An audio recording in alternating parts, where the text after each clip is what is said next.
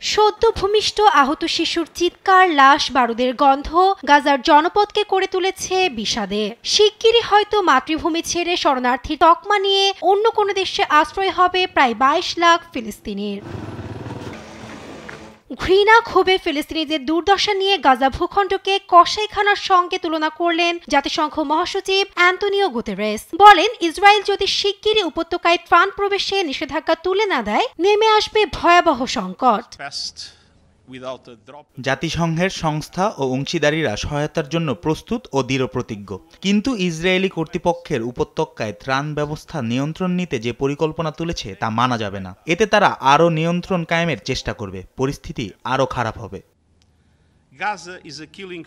উপায় না পেয়ে কিছু আহত ফিলিস্তিনিকে সাময়িকভাবে আশ্রয় দিচ্ছে ইন্দোনেশিয়া। দেশটির প্রেসিডেন্ট সুবিয়ান্তো জানান, অঞ্চলটি নিরাপদ না হওয়া পর্যন্ত তার দেশেই আশ্রয়ে থাকতে পারবেন ফিলিস্তিনিরা।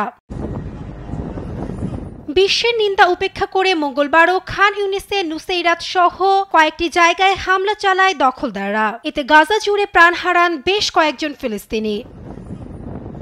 এদিকে অধিকৃত পূর্ব জেরুজালেমে জাতিসংঘের ৬টি স্কুল বন্ধের নির্দেশ দিয়েছে ইসরায়েল বাহিনী। এতে শত শত শিশু শিক্ষার অধিকার থেকে বঞ্চিত হবে বলে উদ্বিগ্ন ফিলিস্তিন সরকার। নাসরিন আক্তার, নিউজ ডেস্ক, দেশ টিভি।